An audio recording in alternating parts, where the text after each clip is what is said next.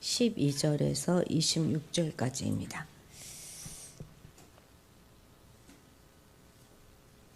12절에서 26절까지 한 목소리로 읽겠습니다. 제자들이 감람원이라는 산으로부터 예루살렘에 돌아오니 이 산은 예루살렘에서 가까워 안식일에 가기 알맞은 길이라. 들어가 그들이 유하는 다락방으로 올라가니 베드로, 요한, 야고보, 안드레와 빌립, 도마와 바돌로메, 마테와 및 알페오의 아들 야고보, 샬론인 시몬, 야고보의 아들 유다가 다 거기 있어 여자들과 예수의 어머니 마리아와 예수의 아우들과 더불어 마음을 같이하여 오로지 기도에 힘쓰더라. 모인 무리의 수가 약 120명이나 되더라.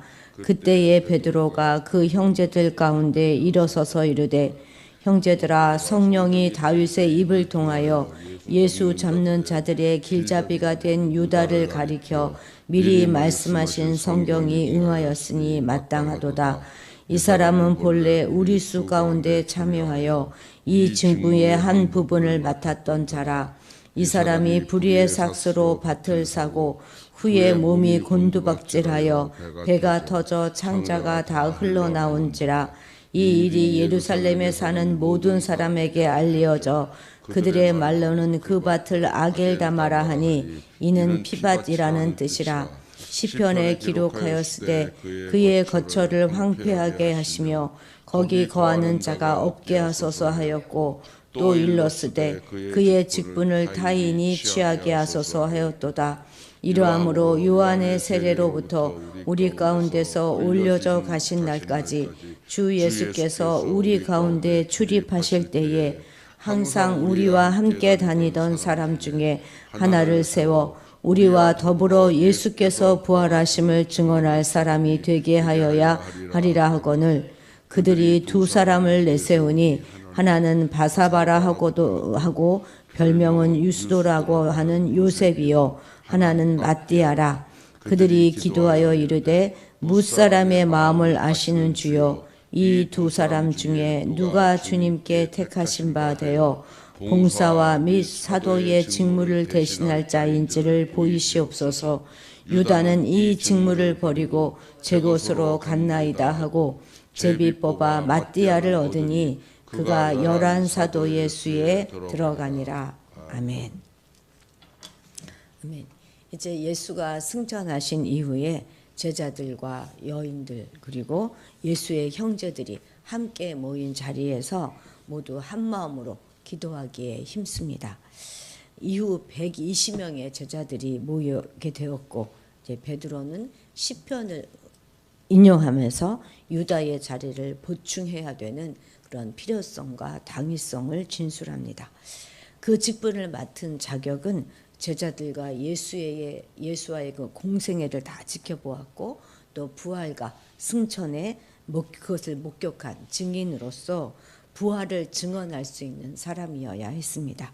이에 마띠아가 뽑혔고 그래서 사도 예수에 들어가게 되지요. 우리 13, 14절 같이 읽겠습니다. 들어가 그들이 유하는 다락방으로 올라가니 베드로, 요한, 야고보, 안드레와 빌립, 도마와 바돌로메, 마테와 및 알페오의 아들 야고보, 셀론인 시몬, 야고보의 아들 유다가 다 거기 있어 여자들과 예수의 어머니 마리아와 예수의 아우들과 더불어 마음을 같이하여 오로지 기도에 힘쓰더라. 아멘. 누가는 지금 다락방 모임에 참석한 명단들을 소개하고 있는데요. 11제자 외에도 여인들과 예수의 어머니 마리아 그리고 예수의 아우들이 함께 하였습니다. 예수를 모른다고 부인하며 흩어졌던 제자들이 이제 다 한자리에 모인 것으로 대략 한 20여 명 정도가 됩니다. 여기에 모인 이들이 바로 부활의 목격자들입니다. 이들은 전혀 새로운 정체성을 가진 부활의 공동체인 것이죠. 이들이 보여준 이 공동체의 중요한 특징 한 가지가 여기에서 묘사되고 있는데 이들은 모두 한 마음으로 전심하여 오로지 기도하기에 힘썼다는 바로 이것입니다. 이들은 이전에도 물론 기도를 했을 거예요. 그러나 그 기도와 지금의 기도는 분명 다릅니다.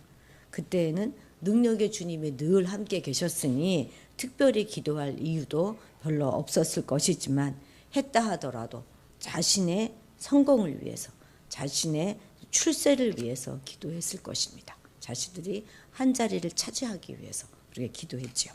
자신의 입신 양명만을 위해서 기도할 때에는 전혀 이들은 하나가 되지 못했습니다. 그런데 이제 이들은 모두 하나가 되었습니다. 또한 부활을 보았을 때와 부활을 몰랐을 때 그들의 기도는 완전히 달라질 수밖에 없었을 것입니다. 지난밤 바로 이 방에서 가진 주님의 그 주님과의 마지막 만찬 자리에서 나를 파는 자의 손이 항상 나와 이 상 위에 함께 있도다 이렇게 주님이 말씀하셨을 때 이 제자들의 마음은 갈갈이 찢어졌을 것입니다.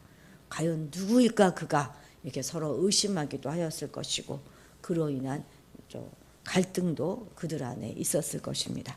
그러나 이제는 아버지께서 약속하신 것을 기다려라 하는 그 주님의 약속을 굳게 잡고 마음을 하나로 모으며 기도하고 있었던 것이죠. 부활 공동체가 기도로 하나가 되었다 하는 것은 앞으로 펼쳐질 하나님 나라의 사역에서 기도의 중요성을 강조하고 있는 것이죠. 실제 이 기도는 사도행전 전체를 관통하는 중요한 주제가 됩니다. 그런데 여기서 누가가 다시 한번 예수님의 제자들의 명단을 쭉 기록하고 있는 이유는 앞으로 이 초대교회 내에서 이들의 위상이 강조하기 위함일 것입니다. 이들은 주님의 3년의 공생애와 그의 죽으심과 부활과 승천하심을 다 목격한 자들이고 초대교회의 핵심이 될 그럴 자들입니다. 원래 주님은 12명을 선택하셨고 그들 중에 유다라는 이름을 가진 자는 2명이었습니다. 한 명은 본문 가운데 나오는 야고보의 아들 유다죠. 그리고 다른 한 명은 바로 주님을 배신하고 자살한 가룟 유다입니다. 유다라는 이름에는 아주 아름다운 뜻이 있는데요. 주님의 찬송이라는 의미를 가지고 있습니다. 그런데 한 유다는 끝까지 사도들 중에 남아있지만 다른 한 유다는 주님과 영원히 분리되었습니다. 지금 있는 이 다락방은 주님께서 성만찬을 제정하셨던 바로 그것이고 또 부활하신 주님께서 그 영광의 모습을 보여주셨던 그 다락방입니다. 그리고 이곳에서 이제 사도들과 제자들은 기도하다가 성령 세례를 받게 될 것이고 바로 이곳에서 초대교회는 탄생하게 됩니다. 이 의미 깊은 다락방엔 분명 2명의 유다가 있어야 하는 것인데 이제 1명의 유다만 남게 된 것이죠. 오늘날 하나님의 찬송으로 불려지는 사람은 바로 여러분과 저입니다. 우리는 정말 하나님의 찬송이라는 별명을 얻은 존재라는 사실을 반드시 기억하십시오. 바울 사도는 모든 성도들이 다 하나님의 찬송이 되기 위하여 부르심을 받았다 이렇게 증언합니다. 그러니까 바로 우리가 유다라는 별명을 받은 사람들인 것이죠. 하나님을 찬송하고 섬기는 그런 궁극적인 사명을 받은 사람이고 영원히 천국에서 하나님을 찬송하는 영생의 언약을 받은 복된 사람들이 바로 우리들입니다. 그러므로 우리는 주님을 떠난 어리석은 유다와 같은 그런 사람이 되어서는 안 될 것입니다. 끝까지 주님의 언약 안에 남아서 그 언약의 성취를 누리는 복된 유다들이 되기로 마음을 작정하시기 바랍니다. 18절 읽겠습니다. 이 사람이 불의의 삭스로 밭을 사고 후에 몸이 곤두박질하여 배가 터져 창자가 다 흘러나온지라. 18절이 아닌 것 같아요. 잠깐만요. 15절 같이 읽겠습니다. 15절이네요. 시작. 모인 무리의 수가 약 120명이나 되더라. 그때에 베드로가 그 형제 가운데 일어서서 이르되 13, 14절에는 약 20명의 제자들이 모여서 기도에 힘썼는데 이제 어느새 120명이나 된 것이죠. 그런데 사실 이는 결코 그렇게 많은 수는 아닙니다. 사실 주께서 이 땅에 계실 때 주님을 따르는 사람들이 얼마나 많았습니까? 오병이어의 기적일 때 떡을 나눴던 사람들, 떡을 먹은 사람들은 남자만 5,000명이었거든요. 그런데 주님이 십자가에 죽으시고 부활 승천하신 후에 끝까지 주님을 따랐던 제자들은 1,000명이 채 되지 않았습니다. 고린도 전서의 증언에 따르면 500명 정도의 성도가 부활하신 모습을 배웠다 이렇게 기록하고 있지 않습니까? 역사가들에 의하면 당시 유대 지방의 인구가 약 400만 명 정도는 되었다고 합니다. 그런데 주님은 그 중에서 1,000명도 되지 않은 사람들만을 당신을 믿는 그런 성도로 열매를 얻으신 것이죠. 이처럼 마가의 다락방에 모인 120명의 성도와 사도들로 시작해서 기독교가 세계의 종교로 성장해 나갔다 하는 것을 사도행전은 우리에게 증언해 주고 있습니다. 그들이 성령의 권능을 받아 전도하여서 유대에만 수만 명의 기독교인들을 만들었고 세계 각처에는 교회가 세워지게 되었습니다. 그렇기 때문에 교인들의 수요가 많고 적음은 전혀 중요한 것이 아니라는 것이죠. 적은 수라도 각 성도가 진심으로 주님께 헌신하고 성령 충만하여서 주님의 권능을 지니고 주님의 진리를 전파하며 주님의 사랑을 실천하는 그것이 무엇보다 중요한 것입니다. 아무리 교인의 수요가 많아도 자기만을 위하여 신앙생활하는 그런 이들이 많다면 그 교회는 기독교인들이 많은 것이 아니라 그냥 기독교 관중이 많은 그런 교회일 뿐인 것입니다. 이런 교회는 세상을 변화시킬 힘도 능력도 갖지 못합니다. 우리 교회는, 우리 드림교회는 작지만 성령 충만하고 주님의 능력으로 생명을 계속 나아가는 그런 교회가 되기 위하여 우리 각자 한 사람 한 사람이 성령 충만하여지고 주 안에서 바로 세워져 가야 하겠습니다. 21절 22절 같이 읽겠습니다. 이러므로 요한의 세례로부터 우리 가운데서 올려져 가신 날까지 주 예수께서 우리 가운데 출입하실 때에 항상 우리와 함께 다니던 사람 중에 하나를 세워 우리와 더불어 예수께서 부활하심을 증언할 사람이 되게 하여야 하리라 하거늘. 예수께서 12명의 제자를 세우신 것은 이스라엘의 12지파를 상징하는 것으로서 온 이스라엘을 대표하는 12명입니다. 그런데 유다의 배신으로 이 12명의 대표성이 깨지게 된 것이죠.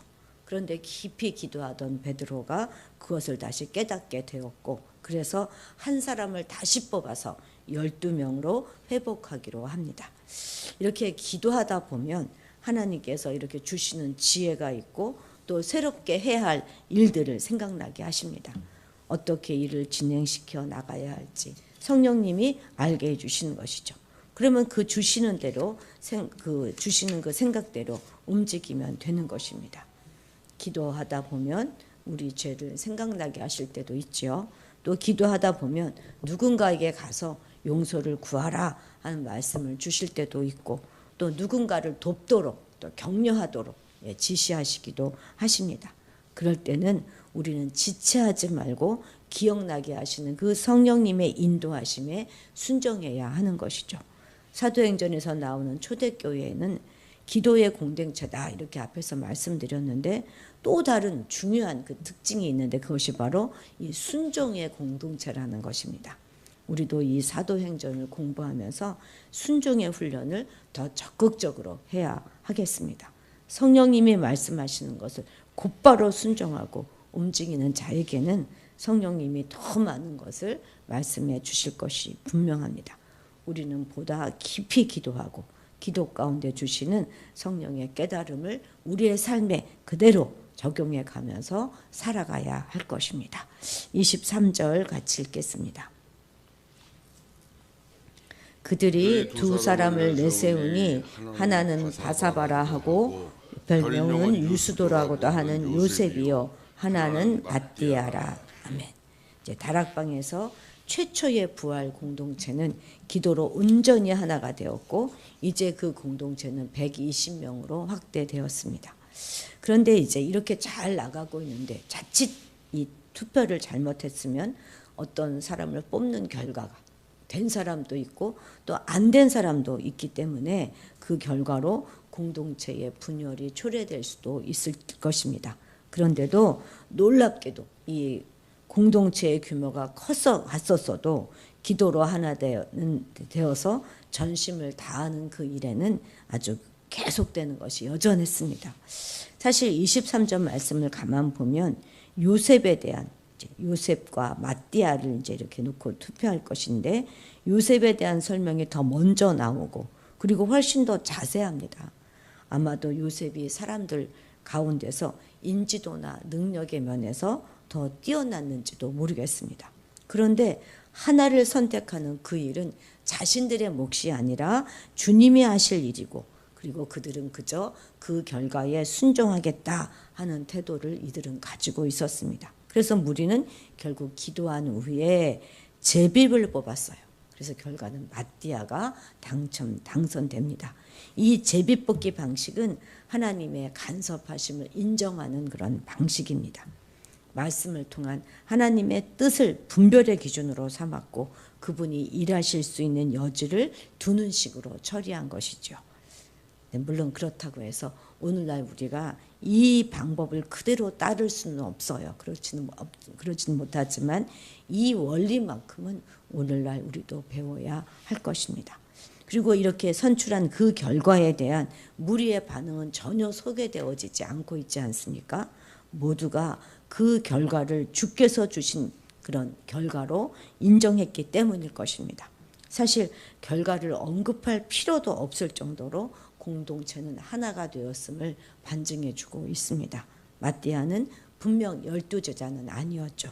그러나 예수의 초창기 사역했던 그 시절부터 신실하게 주를 따랐던 자임에는 분명합니다. 자신의 지위에 상관없이 예수님을 신뢰한 사람이었습니다. 분명 마띠아는 12에 속한 이후에도 계속 신실하게 주 안에서 살았을 것입니다.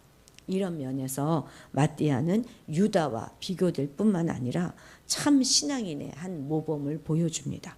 자리가 사람을 만들기도 하지만 자리나 역할보다는 예수님과의 관계에 더 집중하는 것이 보다 중요합니다. 자리가 있는 유다는 실패했지만 자리가 없었던 마띠아는 신실했어요. 최후에 웃는 자가 승자라 하는 말이 있지 않습니까? 끝까지 가정을 완수하는 것이 중요하다는 뜻이겠죠. 유다와 마띠아의 차이를 우리는 늘 기억합시다. 중간에 얻는 그런 긍정적인 상황에 안주하지 말고 끝까지 끝날 때까지 다 끝날 때까지 끝난 것이 아니다 하는 사실을 기억합시다. 주님과의 바른 관계 안에서 바른 동기로 신실하게 우리의 일상을 계속해 나가시기를 축복합니다. 기도하시겠습니다. 하나님 아버지, 우리를 불러 교회를 세우시고 우리를 통해 복음이 확장되기를 기대하시는 하나님 아버지, 오늘 이 아침 유다와 마띠아의 삶을 통해 우리 자신을 돌아보게 하시니 감사합니다. 크게 드러나지는 않지만 처음부터 많은 이들에게 인정받는 삶을 살지는 못한다 하더라도 우리 있는 자리에서 충성을 다하며 끝까지 맡겨주신 일들을 잘 감당하며 살아가게 하옵소서. 진정한 하나님의 찬송이라 불리는 자들이 되게 하셔서 어떤 자리에서도 우리의 신앙의 본질을 지키며 바른 동기로 신실하게 하루하루를 살아가게 하옵소서. 감사드리며 예수님의 이름으로 기도드렸습니다. 아멘. 아멘. 오늘은 선교사님들을 위해서 기도하는 날입니다. 특히 트리키의 김역사 이마라나타 선교사님을 위해서 기도해 주시기 바랍니다. 또 야외 예배가 12일에서 26일로 마지막 주로 연기되었습니다. 우리가 야외 예배를 위해서 기도해 주시기 바랍니다. 많은 사람 예배 자체를 아예 나가서 예배를 드리려고 했기 때문에 많은 사람들이 함께 할 수 있기를 위해서 기도해 주시고, 그것을 준비하신 우리 허준호 집사님 위해서도 기도해 주시기 바랍니다. 그리고 오늘 각 가장들을 위해서, 그리고 함현우 집사님과 홍염선 전도사님을 위해서도 기도해 주시기 바랍니다.